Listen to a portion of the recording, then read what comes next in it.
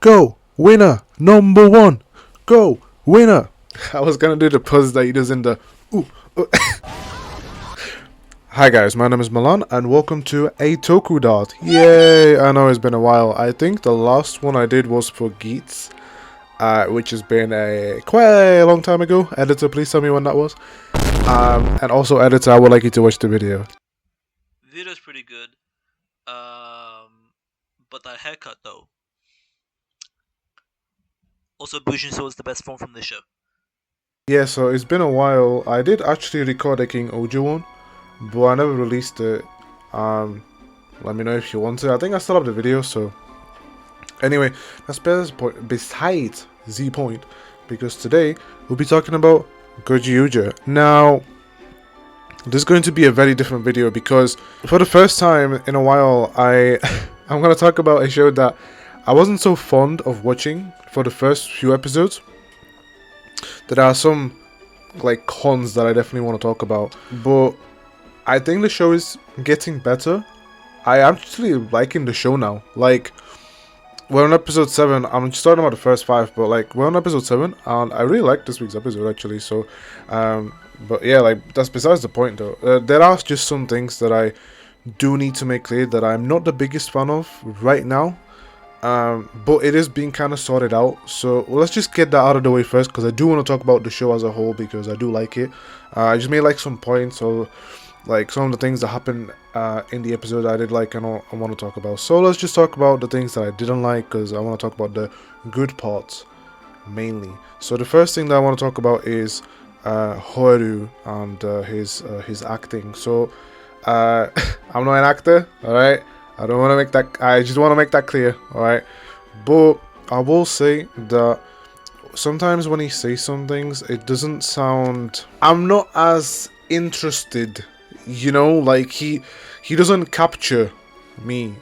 Like my English is not Englishing today. Yeah, I just think his acting is not that great right now, personally speaking. I also don't like it when he says his catchphrase like "You are mine." It sounds a bit like Luster. Like, I think it was funny in episode 4 when his hands were tied to like do this or whatever, and he couldn't do the pose. I thought that was funny, but I think his acting has gotten better, especially in 4 and 5, because it was mainly about like him coaching the other rangers, which I thought was nice. But yeah, I again, he has some funny scenes. I like his motive as a character, but there are just some moments where I feel like his acting is just a little bit lackluster, and it kind of puts me off personally, because I kind of prefer the rest of the cast more. I feel like it would be more interesting if I talked about the 7 episodes overall, because especially episode 6, you learn so much about Horu, and I could just talk about like why I kind of understand why he was designed this way, but I don't think it's much of an excuse. I think at the end of the day, the way he presents himself is not as interesting to me, and I'm not the biggest fan. Also, why was he fighting in episode 1? I'm still baffled by that. Maybe in episode 3 was it when he was like smelling them? Okay, I get that. Maybe like he was being a bit rude, but episode 1, he literally saved you guys. He was gonna stab you guys. He was gonna rob the store, and he saved you. Yeah, it was a bit over dramatic, but he still saved you. And he asked for the bonus with 3 hot dogs. He didn't ask for money. I think that's a win-win. But another thing that I wasn't the biggest fan of was especially in the first 3 episodes, I just think too much stuff is happening. And this is when we move on to the 2 things that I just don't think this show needs per se. One is Monster of the Week. I am gonna say I don't think the show needs Monster of the Week, which I know is insane for me to say because it's a Toku show. Like, we do need like Monster of the Week. Or do we? Because I don't think we do, because I think this show would have been better off if we just focused on the evil organization. Editor, tell me the name. I don't remember them from the top of my head. And focusing on the other people that are participating in the Sentai ring fight. I just think that would have been more interesting. Like if we had more screen time with, what's his name, Tokunatsu, and the other like warriors. I think that would have been way more interesting, because again, every episode you have like this number one title that the characters are fighting for, and I just don't think we need Monsters of the Week because of it. It just adds some unnecessary clutter. I get it, it's done to raise this number one battle for that episode, but I don't think the Monsters of the Week need to do that, personally. So yeah, I think the Monsters of the Week kind of drag out some parts of these episodes, especially the first three. I also don't think the show kind of needs mega fights, honestly. Again, I know I'm not supposed to be talking about episode 6 and 7 because, you know, it's only first 5 episodes, but it does get better by episode like 4 and 5. I just don't. I do also feel like the mecha fights drag it out a little bit, personally, but by like episode 5, that problem is just fixed because the fights don't even take that long. Because again, I just feel like the show is more interesting when you just focus on these characters and how they get this number one title for the episode and their motivation behind it. It's just some nice character work for these individuals, and but that issue is kind of fixed. And the last one, and it's just a personal thing. And again, I mean, at the end of the day, it's just my personal thing. I'm getting ahead of myself, but the one thing that I have the biggest gripe with, it just baffles me, is Bouquet. I'm not a big fan of Bouquet, I've been honest. I don't like a whole shtick of her being obsessed over Leon. Because, right, so this whole thing starts in episode 3, when she visits the human world, and there's this whole thing where she basically says that like the humans' technology is like substandard, and it's nothing. And then she's obsessing over Leon, which is fine. I genuinely don't. It kind of reminds me of a Kiba Ranger. She kind of gave me like Moshina vibes in that scene, which is fine because I like a Kiba Ranger.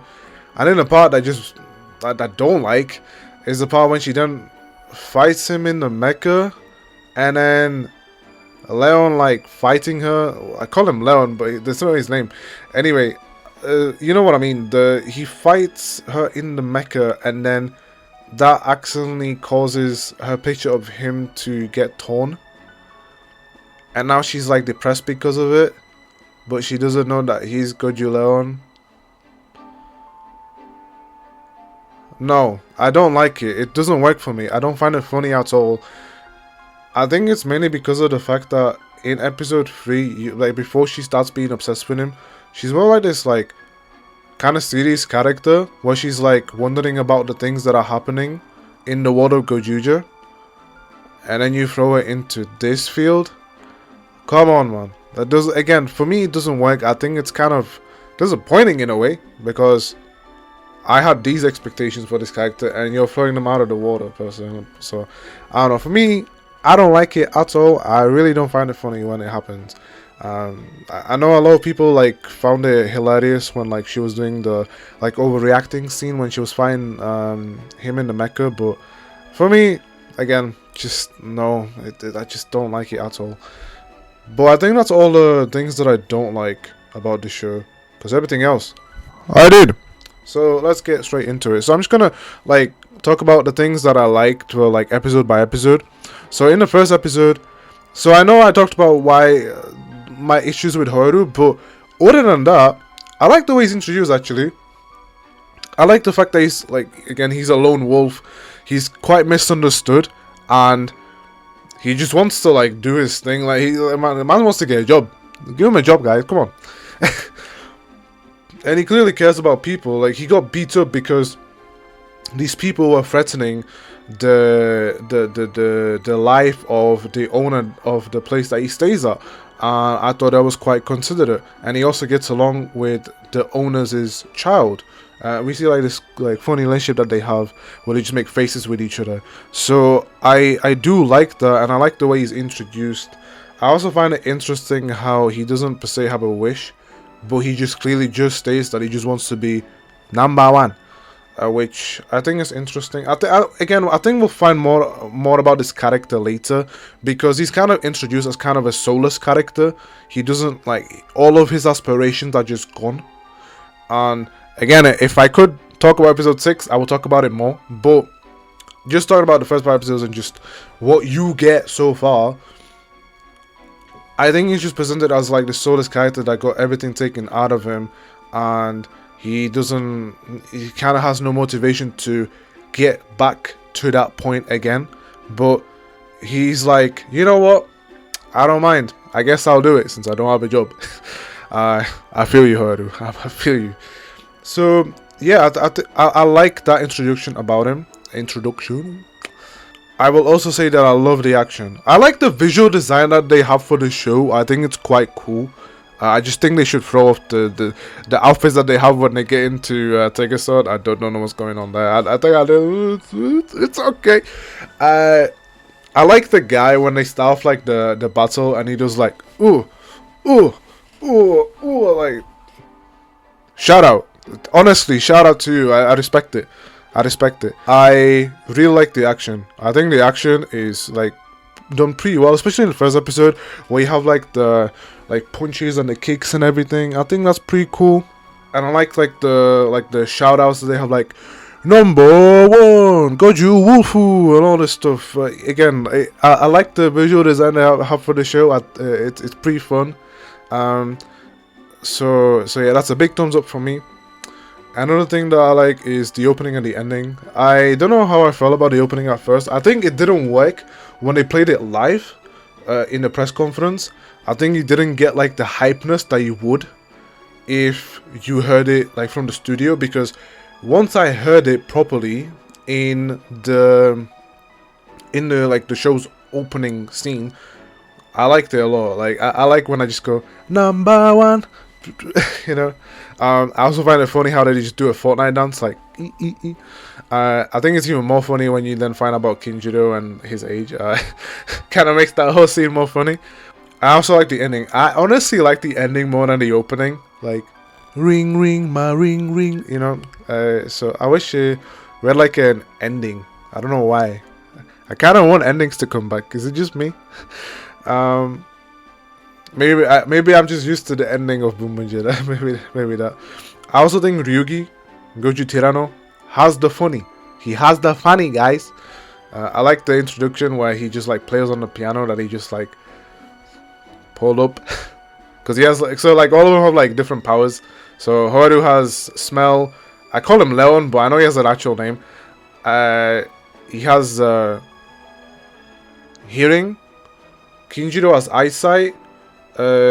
What's the name? Ryugi has strength, and Sumino has like telepathic thing, but he has to touch them. So yeah, that's cool. Also, I do want to point out in episode 2, when they're doing this treasure hunting, and Haru's just like digging around with Tegazord, he has holes in his socks. And kids, that's to point out the fact that he's poor. Yeah, I just thought that was funny when I saw that. So yeah, he has a hole in sock. I think it's just one. I don't know why I cared about this too much. And then episode 3, we have like this whole thing with PM Tregear. So I mean Tokunatsu. Editor doesn't know who I'm on about, so have fun working that one out. Anyway, I like Tokunatsu as a character, and I think you'll get more of that when you carry on with the show. But so far from what you get, you definitely get this feel that he wants to have like this close bond with someone, that he does care about people, especially when he helps out Sumino in episode 4 and 5.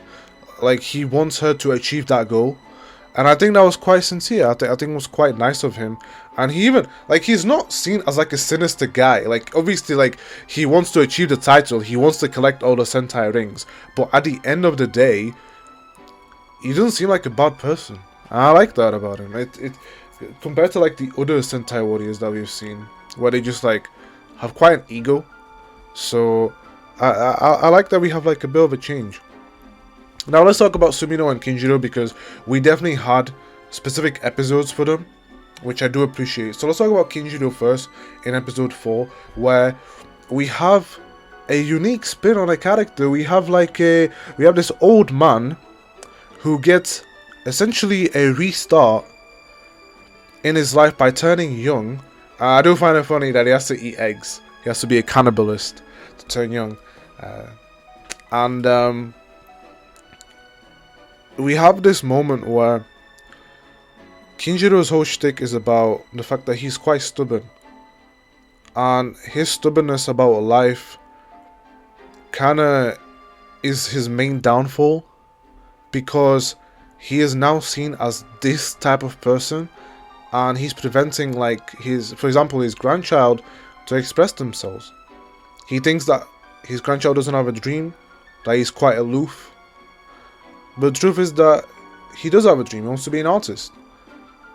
But he's just conscious about what his grandfather thinks, and he doesn't feel like he's able to express those thoughts because of the way that he has portrayed himself.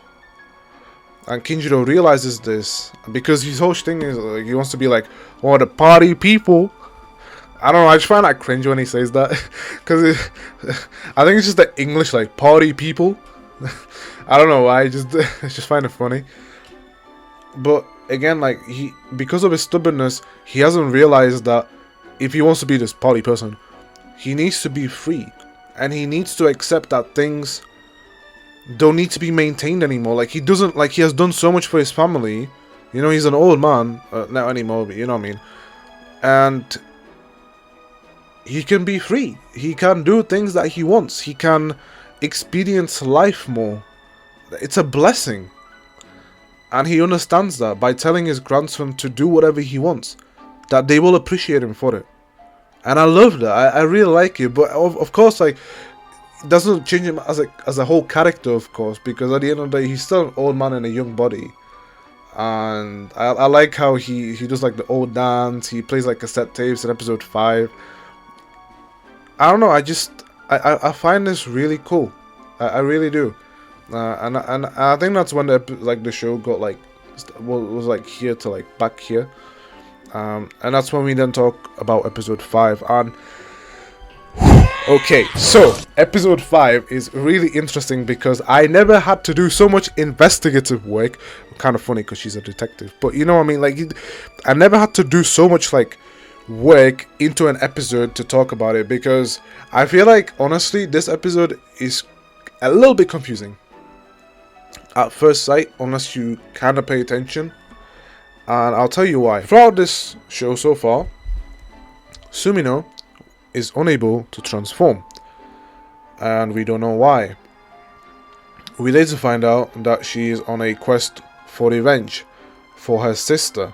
And funny fact, so the sister that she's trying to find, her name is Otto. Now, she uses the Ryu Soldier gear in that same episode, and in Ryu Soldier, what's his name?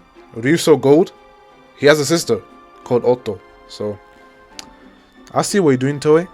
I'm not blind, alright? Anyway, so I think the main thing about this episode is that she is blinded by the fact that she is seeking revenge for her sister because of this court case. And, you know, we find out that she got too heated in finding her, like, in finding the truth that she got her police license revoked, that she got fired, and now has to be a detective instead. And I think that's the main thing of the episode, is that she has realized, by looking back at her life, that the thing that she wants to do the most, other than finding her sister, of course, is to help people. She's quite a nosy person, and she likes to help people even if they don't always need it. And I personally think that's a neat lesson. I'm not saying that everyone has to be nosy and it's everyone's business, but so basically you shouldn't be meddling, because meddling is when you are being annoying about it, okay? But I think Sumino's whole thing is more like, it's not your responsibility to take care of everyone, but it is a nice gesture. I think that's what the episode is trying to say. again, it's a bit confusing at first, but I think that's the interpretation that I got, that Sumino wants to help people even if they don't always need it, because she's just a nice person, and I like that about her. And she realizes this, and she's able to transform, and I like that. And we then have this whole thing with the meddling stuff. I'll be honest, that number one title was just, I mean, again, like, because she was a bit annoying with it, because she has like at the start of the episode, she did the whole triple date, whatever. I don't know. I'll be honest, that whole meddling thing was a bit confusing for me, but I at least understood like her backstory as like a character. I think that's all that matters to me personally, because I like these characters and I would like to see them more. And the thing that stands out the most about these characters is that some of the character development that they get is received from Horu. Horu gives them like a quick pep talk, and I like it. You know, Horu basically tells Sumino in episode 5, that's not what you really want, right? Like, other than getting your sister back, like, there is something that you truly want, right? And the same thing in episode 4 when he speaks with Kinjiro, he says, I mean, look, whatever you're doing, like, you still like your family, right? Like, just let them know that you're there for them, no matter what. And I think that's when Horu really worked for me as a character. Not when you focus on him directly always, it's when he's there to like support others. I don't know why, it kind of works for me. And I think that's the first 5 episodes. I don't really want to delve deep into it, because I'm not doing a Toku look. I'm just taking a quick dot at the show. But at the end of the day, what I say does not matter, because I'm fumbling my own ending. Nice. At the end of the day, you should just watch the show yourself and let me know what you guys think in the comment section below. That's all from me. Bye.